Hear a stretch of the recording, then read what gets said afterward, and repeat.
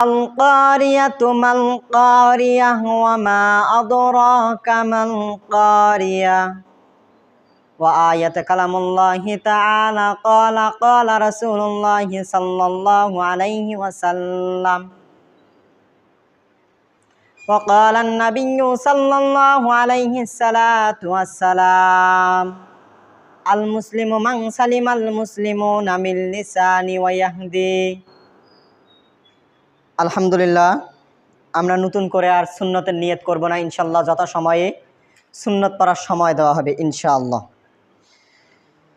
আমরা সর্বপ্রথম শুকুর ও সুজুদ পাঠ করি জিলকদ মাসের শেষ জুমা, এরপর জিলহজ ইনশাআল্লাহ আল্লাহ তাআলা যদি সকলকে হায়াত দারাজ করে জিলহজ মাসের 10 তারিখে আমরা ঈদুল আজহার নামাজ পড়ব। আমরা সর্বপ্রথম শুকুর ও সুজুদ পাঠ করি সেই মহান রবের দরবারে যে রব্বুল আলামিন এই জিলকদ মাসের শেষ জুমায় আপনাকে আমাকে আসার এবং বসার তৌফিক এনায়েত করলেন, সেই রব্বুল আলামিনের দরবারে লাখো কোটি শুকুর আদায় করি, সকলে বলেন আলহামদুলিল্লাহ।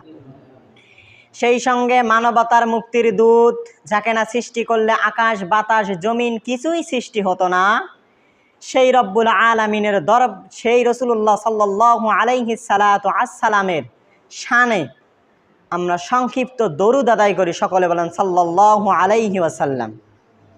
প্রিয় মুহতারাম হাজিরিন, আল্লাহ পাক রব্বুল আলামিন পবিত্র কোরআনুল কারীমের মধ্যে বলে, ও দুনিয়ার মুসলমান ইমানদার আল্লাহর গোলাম, আমি তোমাদেরকে এই দুনিয়ার মধ্যে সৃষ্টি করেছি কি কারণে? আল্লাহ তাআলা যখন আদম সফিউল্লাহকে সৃষ্টি করলেন, আদম সফিউল্লাহর এই 3.5 হাত বডিটাকে রব্বুল আলামিন ফেরেশতাদের মাধ্যমে 40 দিনে বানালেন। প্রিয় মুহতারাম হাজিরিন, এই আদম সফিউল্লাহর বডিটাকে যখন 40 দিনের মধ্যে বানালেন, আদম সফিউল্লাহর ওই মাটির বডির মধ্যে রূহ দিলেন ফেরেশতারা। রূহ দেওয়ার পর রূহটা ওখান থেকে বের হয়ে আসলেন। রব্বুল আলামিন বললেন, ওই আদম সফিউল্লাহর বডিটাকে তোমরা নিয়ে আসো আমার কাছে। প্রিয় মুহতারাম হাজিরিন, ছোট্ট বাচ্চাদের মাথার এই জায়গাটার মধ্যে দেখবেন নরম একটা জায়গা আছে, এটা 40 দিন বা 2 মাস বা 3 মাস পর্যন্ত ওই জায়গাটা নরম থাকে। রব্বুল আলামিন এই জায়গা দিয়ে আদম সফিউল্লাহর রূহটাকে ভিতরের মধ্যে ঢোকাই দিলেন, জোরে বলেন না সুবহানাল্লাহ। প্রিয় মুহতারাম হাজিরিন, রব্বুল আলামিন পবিত্র কোরআনুল কারীমের মধ্যে বলেন, আল কারিয়াতু মাল কারিয়া, তোমরা শুনে রাখো এই দুনিয়াটা আমি এত সুন্দরভাবে সাজাইছি, আবার এই দুনিয়াটা আমি রব্বুল আলামিন এক নিমিষেই ধ্বংস করে দেব। রব্বুল আলামিন বলেন আল কারিয়াতু মাল কারিয়া, হাদিসের ভাষায় পাওয়া যায় কারিয়া শব্দের অর্থ হলেন ভয়ঙ্কর আওয়াজ, বিকট আওয়াজ। যেই আওয়াজ হবে এই আওয়াজটা পৃথিবী সৃষ্টি করার পর থেকে আজ পর্যন্ত কখনো হয়নি। যেই আওয়াজটা শোনার পর সকল মানুষগুলো থরথর করে কেঁপে উঠবে।